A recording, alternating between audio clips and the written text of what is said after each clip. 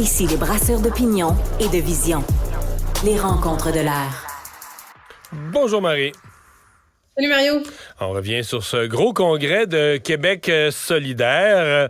D'abord, pour parler de celle qui a été choisie comme co-porte-parole, Émilise Lessard-Terrien. Tu nous disais la semaine passée que toi, tu les connaissais. Tu as siégé avec les trois qui étaient candidates, là. Ouais, j'ai siégé 4 ans avec les 3 candidates. Tu sais, je te disais la semaine dernière que, à moins que quelqu'un, un analyste, ait une boule de cristal, c'était un peu difficile de faire des prédictions sur qui allait gagner. Il y en a beaucoup qui disaient que ça allait être Christine Labrie. Puis ça, il se fiait au fait que c'était celle qui avait le plus d'appui dans le caucus. Auprès des députés. Mais ça, moi, s'il y a une affaire que j'ai appris en politique, c'est que ça veut vraiment rien dire. C'est pas parce que ce sont les membres. Pas parce que tu as des amis dans ton caucus que les membres puis les militants pensent la même chose.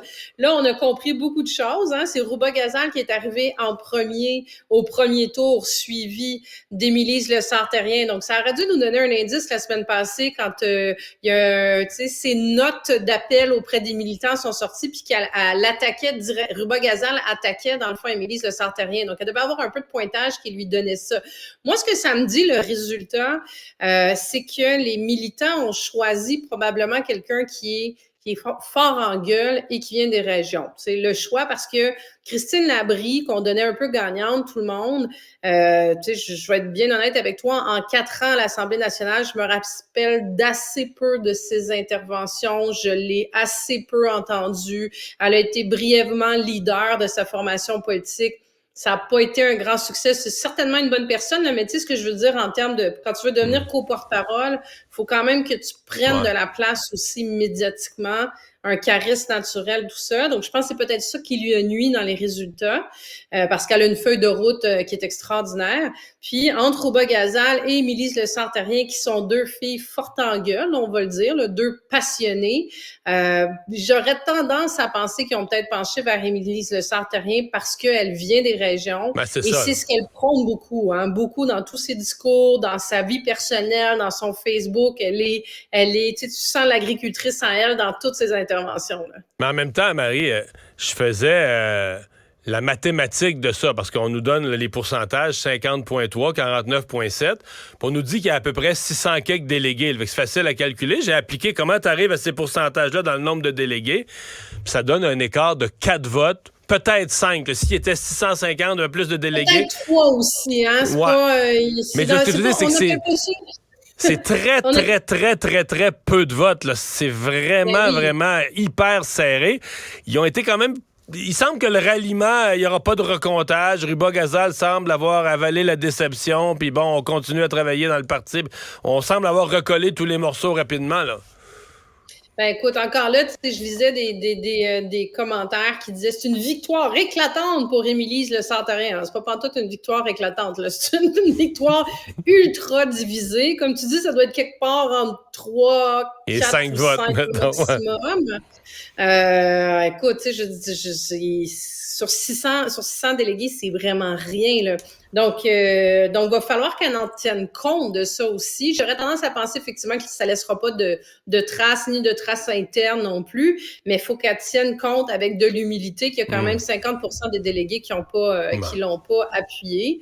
Après, il va falloir voir ce que ça va donner comme duo aussi. C'est sûr que, tu sais, Émilise Lessard-Terrien, elle est beaucoup dans des discours que je comprends pas tous, je vais être très honnête avec toi, là, sur les souverainetés du territoire. Ça sera expliqué, ça, à définir davantage dans des documents bien explicatifs, là.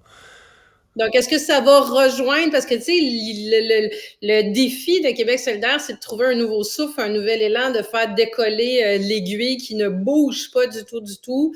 Je suis pas convaincue. Tu sais, il y a une partie du discours d'Émilise Lessard-Terrien qui peut rejoindre des gens de région, mais que Gabriel Nadeau avait déjà sur des questions de protection du territoire, d'agriculture, d'environnement. Mais après ça, elle tombe sur des... En tout cas, ce sera à voir, mais je sais pas à quel point ça va venir faire bouger l'aiguille. Mais tu as parlé de Gabriel Nadeau-Dubois. Lui, il ressort fort de ce congrès-là. Là. Tu sais, on s'était parlé, est-ce que le livre de Catherine Dorion, les critiques d'après-élection, est-ce qu'il pourrait se retrouver avec un leadership affaibli? Vraiment pas, là. Non, pas du tout. 90% super honorable. Il y avait eu 94% au dernier vote de, c'est pas un vote de confiance, mais tu sais, appelons ça, c'est quasiment un vote de confiance, en fond, parce que c'est le choix entre lui puis une chaise vide. Donc, tu sais, je veux dire, rendu là, quand tu votes pour la chaise vide, ce que tu dis, c'est je n'ai pas confiance en Gabriel Nadeau. Je ne suis pas satisfait. 90, on s'était dit en haut de 80%, généralement, c'est quelque chose de très honorable pour des chiffres. À 90%, il est très en selle.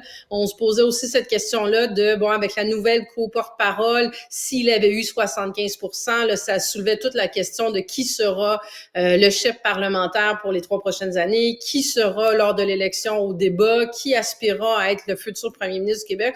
En tout cas, comme ces partis-là, il a ça dans sa poche, là. Moi, je l'ai trouvé quand même assez habile aussi dans le discours qu'il a fait avant ce vote, de mettre ses tripes sur la table, là, puis jouer d'authenticité. Puis je suis convaincue que que c'était très honnête là, quand il a dit ça sur le fait que ça l'a ébranlé les résultats de la dernière campagne électorale. Puis on l'a vu là, ils retrouvent pas leur marque, puis qu'il s'est posé la question s'il devait rester comme co-porte-parole, s'il était la bonne personne.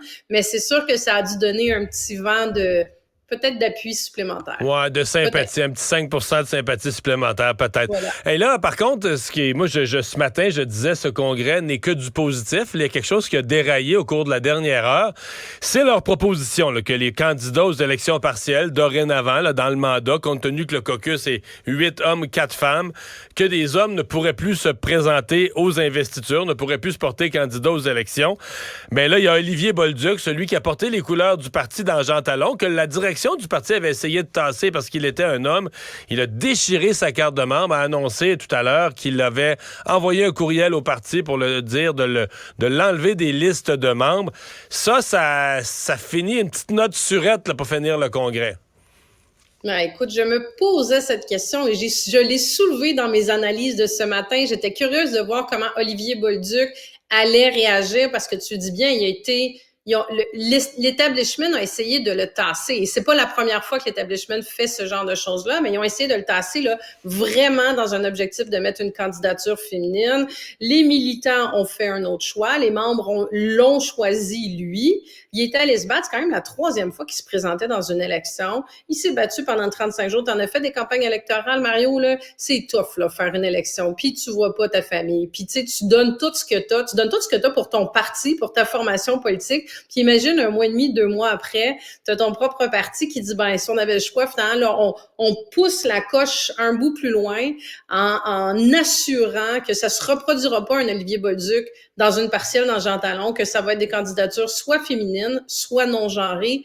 Moi, Mario, là, tu sais, je trouve l'objectif louable, là. J'en suis, là, de l'équité, de la parité, de la discrimination positive bien dosée, là, on va se dire. Mais là, quand t'es rendu à dire, j'exclus, si tu es un homme, tu ne peux pas te présenter. Est-ce que ça veut dire que Québec solidaire serait favorable de faire ça, je sais pas moi, sur des postes dans la fonction publique, sur des postes sur des conseils d'administration? T'en as plein des endroits où tu n'as pas la parité encore, puis ils sont pas à des années de la parité dans leur caucus, ils sont pas à 10-90, là. Donc, est-ce qu'ils seraient favorables à maintenir ce genre de principe-là dans des sociétés d'État du gouvernement? Je serais curieuse de leur poser la question, ça aussi. Mais tu sais, c'est parce que le cas d'Olivier Bolduc est quand même intéressant parce que t'as 125 députés, l'élection est finie, puis il y en a une qui démissionne. Mme Boutin, Jean Talon. Mais ça, c'est un hasard, là, tu comprends? Il aurait pu avoir une démission d'une autre personne pour différentes raisons ou qui tombe malade dans un comté où Québec solidaire présentait une femme à la dernière élection. C'est purement un hasard parce que leur nombre de candidats était paritaire. Fait que s'il y a un caquiste qui démissionne, ça a autant de chances d'être un homme et une femme. Là, ça donne dans Jean Talon, c'était Olivier Bolduc. Mets-toi dans sa peau. Lui, il a travaillé le comté. Il a bâti un programme pour le comté. Il a monté une équipe pour le comté. Il a vendu des cartes de membres. Il a convaincu des gens. Puis là, on lui dit, au moment de l'élection partielle suivante, par hasard, il y a une élection partielle 1 an après, puis là, on lui dit, t'aurais plus le droit. Mais là, ça veut dire quoi? Ça veut dire faut que tu donnes ton homme ou femme, mais faut que toi, là, humainement, faut que tu donnes ton organisation à quelqu'un d'autre, faut que tu donnes ton programme à quelqu'un, faut que tu donnes tout ce que tu as fait à quelqu'un d'autre 1 an plus tard, en disant, moi, à cause de mon sexe, là, je suis devenu un exclu, je suis devenu banni. Tu sais, c'est tout un... Moi, je décroche, Mario. Je peux pas te le dire autrement, je décroche. Je veux dire, j'aurais été dans la salle, j'aurais voté contre. Je décroche sur ce genre de mesures-là parce que ça ouvre la porte. Tu crées un précédent pour plein d'affaires. Puis tu sais ce qui m'écoeure là-dedans, puis que je trouve hyper hypocrite de Québec solidaire, là, c'est que c'est le seul parti qui oblige un co-porte-parole ultra genré, OK? Dans n'importe quel parti au Québec, tu te présentes, tu peux être un homme, une femme. Tu peux être non-genré, tu peux être ce que tu veux, OK? C'est ouvert à tout le monde. Québec solidaire, c'est le seul qu'au co-porte-parole, tu as un poste de femme puis tu as un poste d'homme. Ils sont ultra genrés dans leur approche. C'est vrai, hein? Non, mais c'est... Ils ont même pas de poste. C'est rendu là, j'ai envie de leur demander quand ça se fait que vous avez pas un troisième co-chef non-genré. C'est ultra discriminatoire selon le reste de vos politiques internes.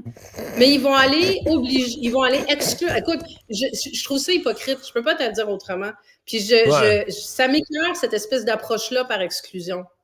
Non, mais moi, à la limite, il aurait voté une résolution pour dire, tu sais, le Congrès exprime un souhait fort que les prochaines candidatures soient des femmes. Là, tu comprends. Puis là, après ça, ben, si un homme décide de se présenter, c'est son droit, parce que tu peux aussi te présenter une investiture pour te faire connaître, puis garde, tu vas aller chercher 10, je sais pas, il y a 300 membres qui votent, tu vas en chercher 30, puis tu t'es présenté à l'investiture, tu as fait ton discours, tu as expliqué, mais tu sais, le droit de se présenter, c'est quelque chose de dire... C'est pas une préférence là, qui est exprimée. Non. T'as plus le droit de te présenter. T'es membre d'un parti, t'as ta carte de membre, puis t'as plus le droit de te porter candidat à un poste. En tout cas, j'ai trouvé ça assez loin. Mais bon, tu sais, évidemment, la résolution avait moins de portée jusqu'au jour où un candidat vedette là, vient déchirer sa carte de membre. On va suivre ça. On n'a pas encore la réaction du parti ou de Gabriel Nadeau-Dubois à cette démission. Il y a une belle mêlée de presse. Demain, c'est le retour à l'Assemblée nationale, début de la session intensive, Mario. Donc, c'est sûr d'après moi, j'ai une petite impression qu'il va être questionné là-dessus dans son point de presse demain matin. Il y a fort à parier. Hey, merci, à demain. À demain, Mario.